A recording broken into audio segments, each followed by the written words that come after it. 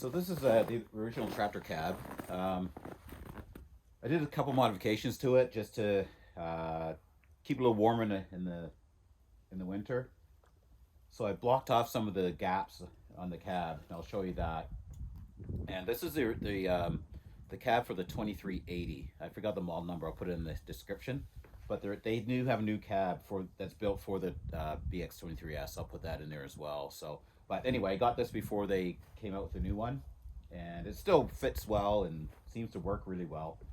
And I'll show you guys, girls, what I did to limit the air getting into the cab while you're using in -10, -20 Celsius kind of thing. So anyway, let's get to it.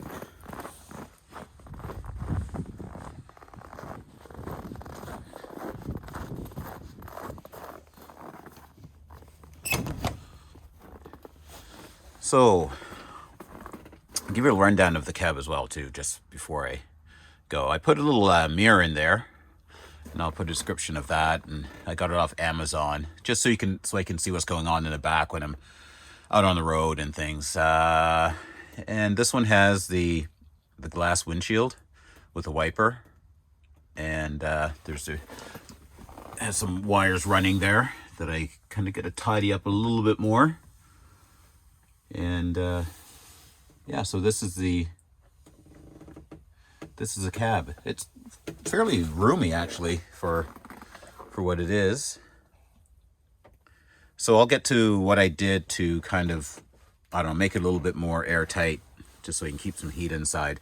So first thing I did was I put some plastic over here, and this is all just preliminary because I'm gonna swap it out, and probably for next winter I'll probably make some vinyl or anything for the mesh here that sucks the air out for the radiator. So I close that off, and it won't overheat in the winter, but in the summer you don't want to have this covered. You don't want to have this mesh covered. So but for the winter, for the summer you don't want it covered, and then for the winter you can cover it up. And I check my heat, or the temperature gauge, and it's always sitting about less than half, so it's always good.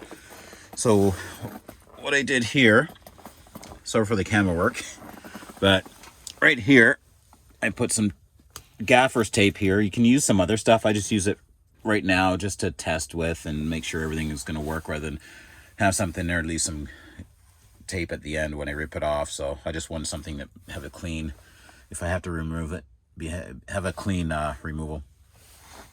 So I did that, and on the other side I did the same thing, so I won't take it over to the other side. So one of the main things here was right down here, and especially right under the seat here. That's where a lot of the air, I could feel it being sucked out. So I covered those, and you'll see here I put some tape right here. I cover some vinyl that I put in the back, and I'll show you that. And that made a huge difference. And as you can see here on the floor, I didn't cover any of those yet. I'll do those for next winter. When this winter's will be over soon. So as you can see, the gaps over there. So once I do that, I think it's going to be a huge difference in the heat, because it holds the heat pretty well now. And also the levers, putting some filler in, or some something in to cover the gaps for the levers, kind of like how the Curtis cab does it. But anyway, I'll lift the seat up. Oh, I'm gonna move this. I'll tell you about this after.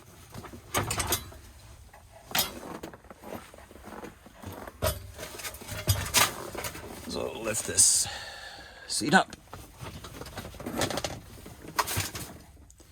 Okay, so in the back here, your original Chapter cab will come with some extra vinyl. Use it for shipping. So I end up using that, and I just put it all over the bottom here, and I covered all the gaps on the bottom. And they also use some cloth to cover the gaps right in the very back as you can see here.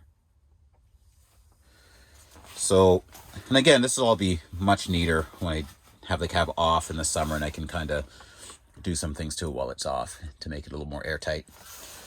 So that's that. Oops. Okay, so that's that for the gaps that I closed up, and what I'll do for next winter. And oh, what I did also do, I picked up a cushion, and it's a 12-volt heated cushion, and that works really well. Even in the cold days, really cold days, you can feel the heat on your butt, so it's pretty good. And it ties right into your 12-volt. It ties right into your 12-volt cigarette lighter in your little cabinet there. So just plug that in, and it works really well. So with this is called Little Buddy golf cart heater, and it runs off of propane. It has a propane tank right here. You can see it in this little container, and this pulls off. So let's pop. So for now, I just have it popped into the beverage holder or cup holder, and with that on, it was, I believe, yesterday -12, -13, and I was just in the cab with just a sweatshirt on. That was it, and I stayed pretty toasty warm. My feet got a little cool, but I just had rubber boots on, so. But it was a little cool, and that's because of the gaps in the floor. But when I do that, I think it's going to be a big difference once I close all the gaps up. It's actually going to be kind of toasty warm in here. So these things aren't bad. You just got to, like I say, clean up the gaps, and it holds heat pretty well. Also, one thing I did too as well, down here, you'll notice you'll have a little gap down here. What I did, I just bent the bars here, just so it bends in just a little bit, so it just touches the step here, and that really helped a lot in keeping that gap closed. So that's what I did for my cab for heat, and it worked really, really well. So this thing here, I just popped that on just because I have it sitting beside me, and I don't want it to melt the window or the plastic on the side. So the little filter between that. So other than that is it, and I'm really happy with the cab. Keeps the cold out, keeps the wind off of you, and keeps the snow from blowing in your face when you're snow blowing. So I'm really happy with it. And like I say, just got to close up some of those gaps like any soft cab, and you're good.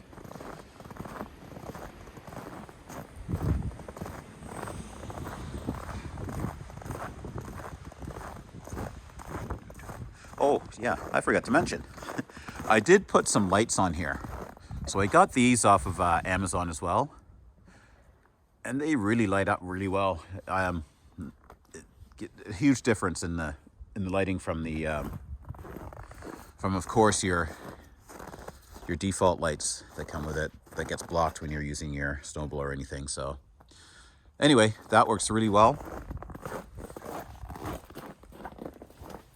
and I have it tied in to the battery for now. I'm going to put a switch in there, but and it runs right off of the switch. I pop that on. I'm going to mount this actually better.